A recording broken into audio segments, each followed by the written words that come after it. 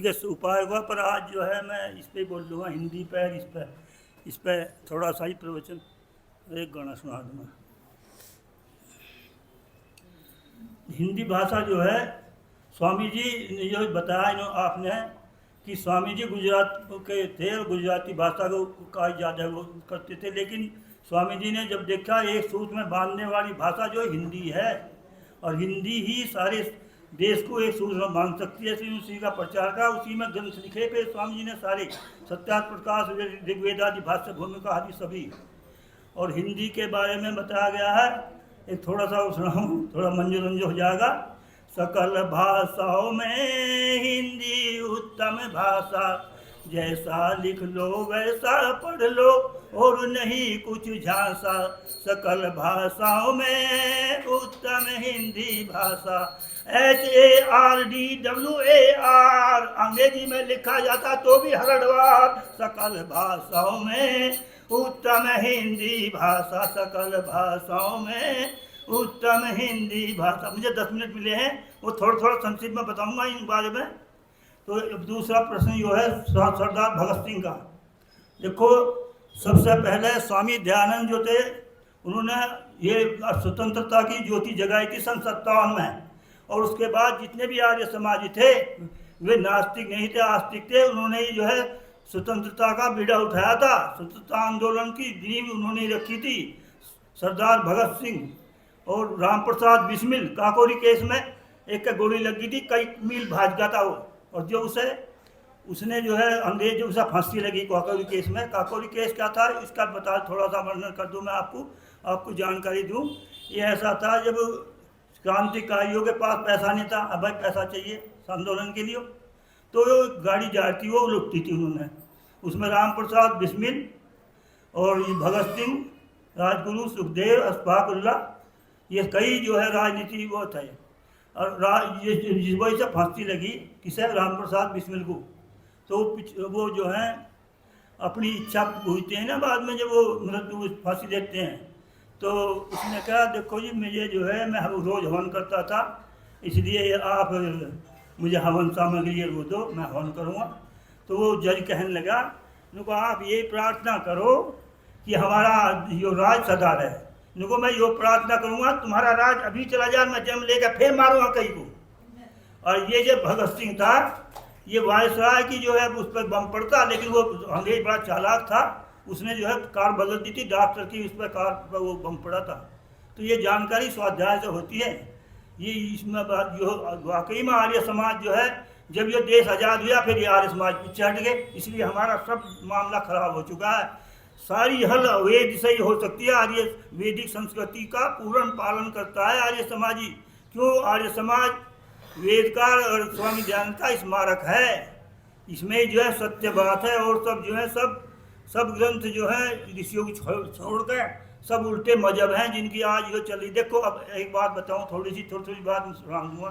देखो, दशहरा जो है उसमें वाल्मीकि रामायण में लिखा है, अब चैत्र की 14 को जो है रावण मरा था और बसाख में वो आए थे, 10 में मनाया जा रहा। रामायण को, तुलसीकृत रामायण को स्वामी जी ने लिखा है निषेध है, इसे नहीं पढ़ना चाहिए। और उसमें लिखा पूज्य ने विप्र ज्ञान गुणहीना, पूज्य ने शूद्र ज्ञान पर बिना। कैसे गलत बात लिख सकती है? अरे जब ज्ञानहीन है तो विप्र कहाँ है, और जब ज्ञान गुणहीन है तो शूद्र कहाँ है? जन्म से जाति। और लिखा, और बताऊँ उसके, ये सब नहीं पढ़ना चाहिए।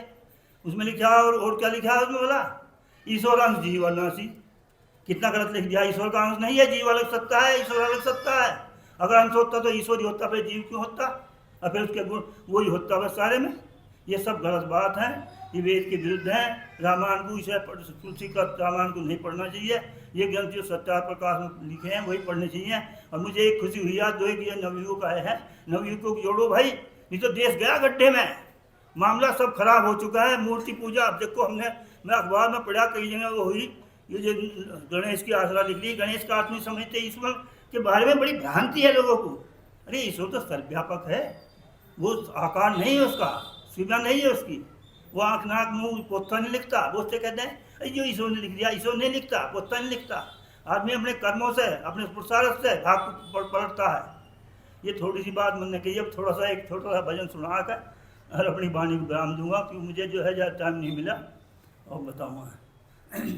एक बार भजन कर ले, मुक्ति का यतन कर ले, कट जाएंगे जन्म मरण, प्रभु का चिंतन कर ले। ये मानव का चोला हर बार नहीं मिलता, जो गिर गया डाली से वो फूल नहीं खिलता। मौका है सुनहरी का, गुलजार चमन कर ले, एक बार भजन कर ले। ये भजन बहुत शिक्षा भी है इसमें, ईश्वर की बहुत बढ़िया भजन है। इन कानों से सुन तू, इन कानों से सुन तू ऋषियों की वाणी, मन को ठहरा करके बन जा आत्म ज्ञानी। जिह्वा तो चले मुख में, फिर ओम जपन कर ले, एक बार भजन कर ले, ओ मुक्ति का यतन कर ले। फिर क्या कह रहा, इस मैली चादर में हैं दाग लगे कितने, पर ज्ञान की साबन में है झाग भरे कितने।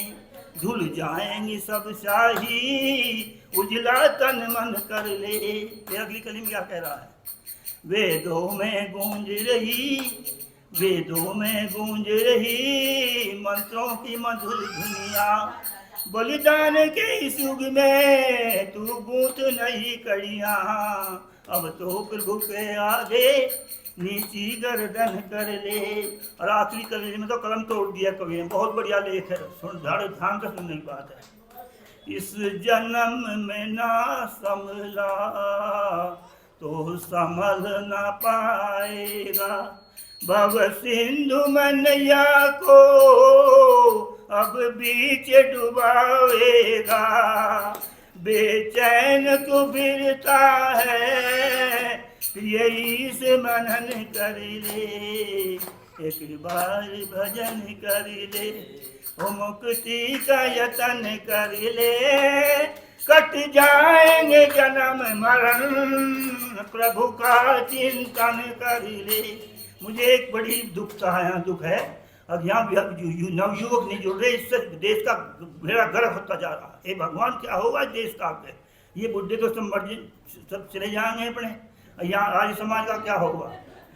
मेरी समझ में यूँ नहीं आता, नवयुवक कहाँ जा रहे हैं, ये अपना प्रचार नहीं करते। अरे प्रचार करो, इस देश को बचाओ।